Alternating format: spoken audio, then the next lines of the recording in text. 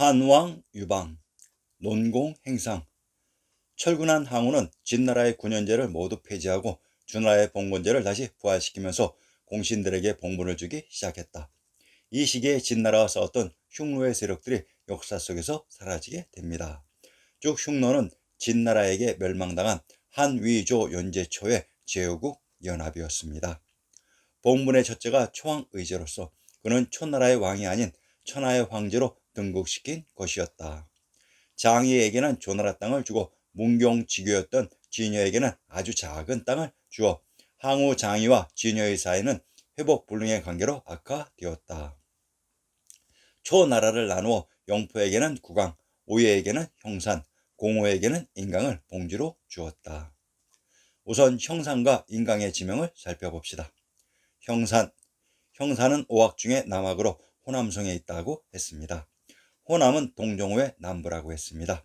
동정호의 북부가 악양으로 악양은 금강산 남부의 금능 지역으로 형산이 아마도 오봉산의 낙산 지역인 것 같습니다.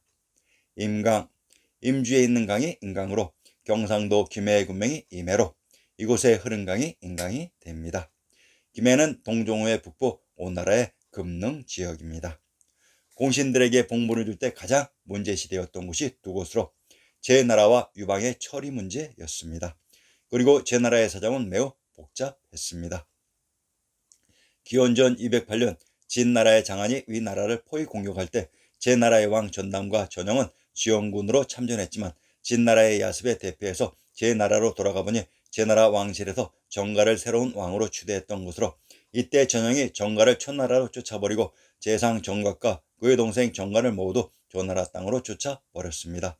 그리고 전영은 전담의 아들 전부를 제나라 왕으로 옹립했다.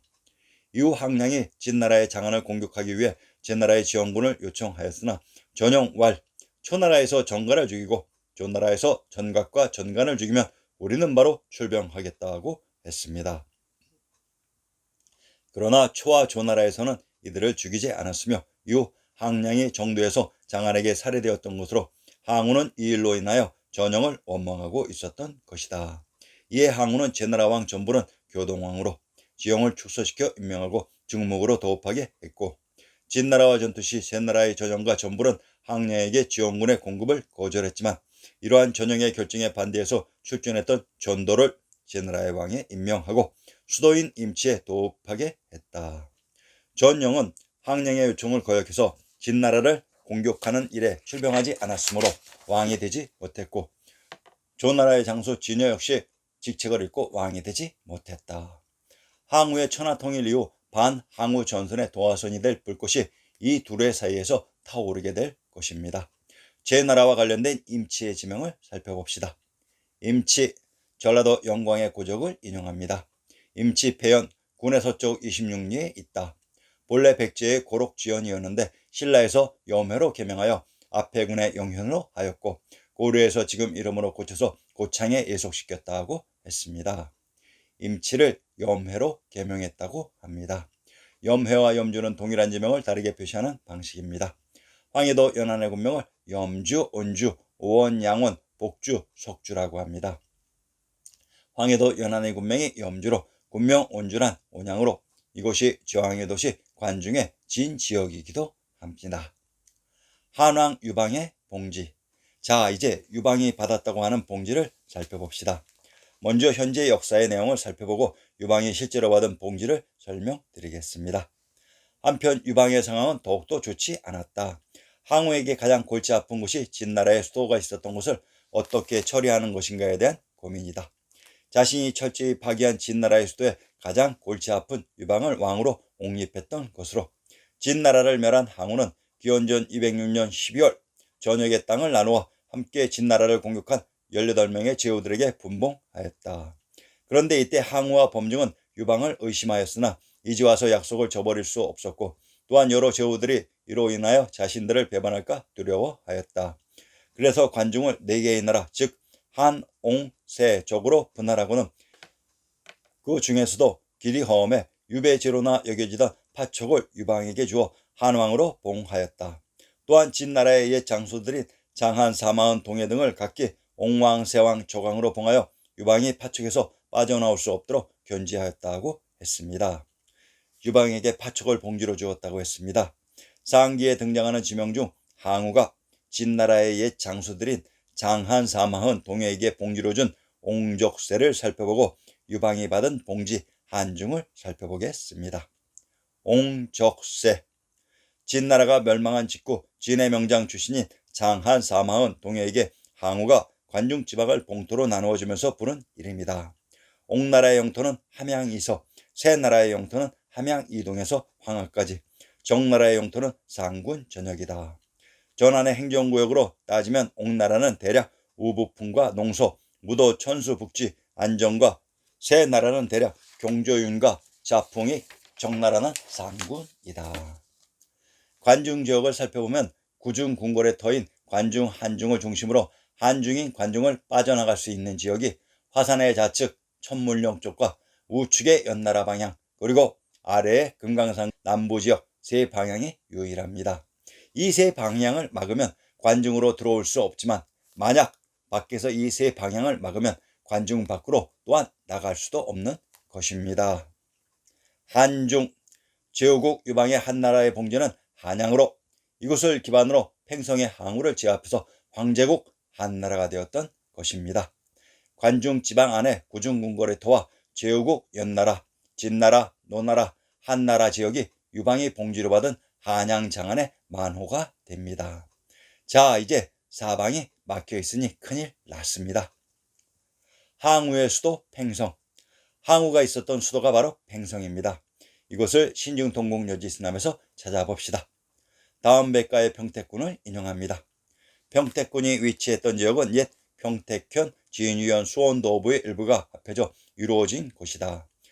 지금의 팽성읍 일대가 옛 평택현이었으며 이 지역의 서부 및 서북부는 옛 수원도부였고 동부 및 동북부는 옛 진유현 지역이었다. 옛 평택현은 본래 백제의 하팔현인데 신라의 삼국통일 후 757년에 평택현으로 개친 탕정군의 영현이 되었다. 조선 최의 9년제 개편으로 1413년에 평택현이 되었다. 평택현은 충청도에 소속된 작은 고을이었는데 1505년 등 여러 차례 경기도로 이관되기도 했다. 별호는 팽성이었다. 평택을 팽성이라고 합니다. 팽성이란 팽원, 팽주에 있었던 성이 팽성입니다. 평안도 안주의 군명을 밀성, 팽원, 영주라고 합니다. 충청도 천안의 군명을 영주, 영산, 환주라고 합니다. 평택을 팽성이라고 합니다. 평땅에 있었던 연못이 평택이고 성이 바로 평양성이었습니다. 항우의 수도 팽성이 금강산의 평양에 있었습니다. 한신의 등장. 한신의 고향은 회음이라고 합니다. 그러면 한신의 고향을 살펴봅시다. 회음.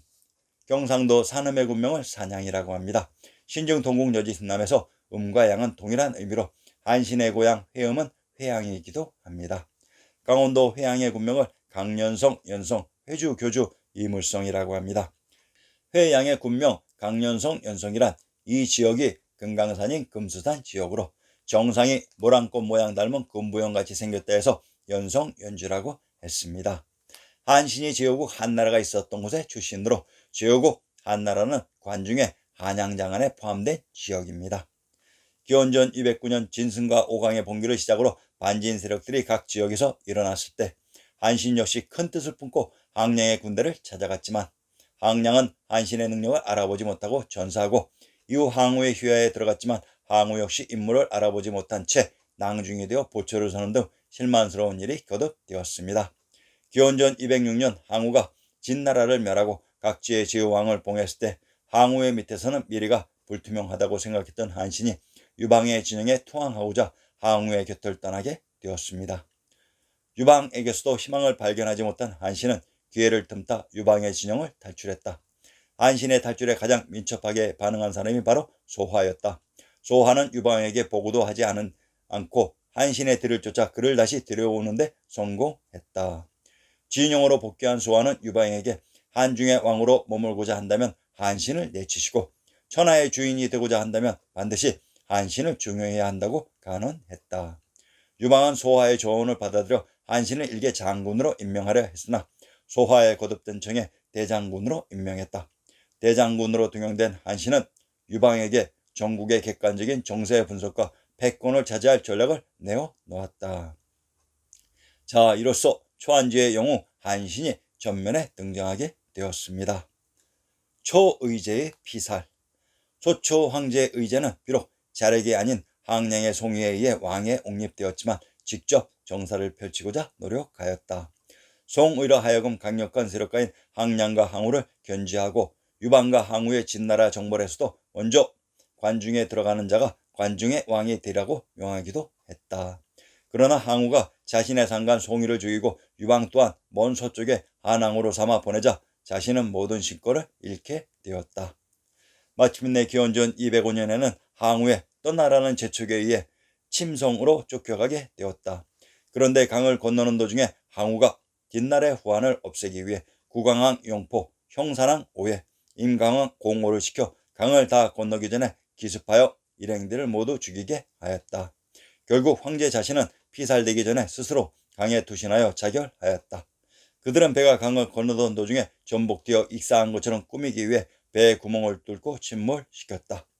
그러나 강 건너편에서 숨어서 이를 지켜보던 백성들은 눈물을 흘렸고 한밤중에 몰래 희채를 건져 장사진에게 주었다. 한나라 구조 유방은 초의제의 복수를 명분으로 항우를 공격하게 됩니다. 후일 유방이 다시 초의제를 안장하고 제사를 지내며 조의를 표함으로써 항우가 윗사람을 시해한 것을 명분으로 항우를 정벌하였습니다. 초의제가 피살된 침현의 지명을 살펴봅시다. 침현이 장사에 있었다고 했습니다. 전라도 무장의 군명을 송산 장사사도라고 합니다.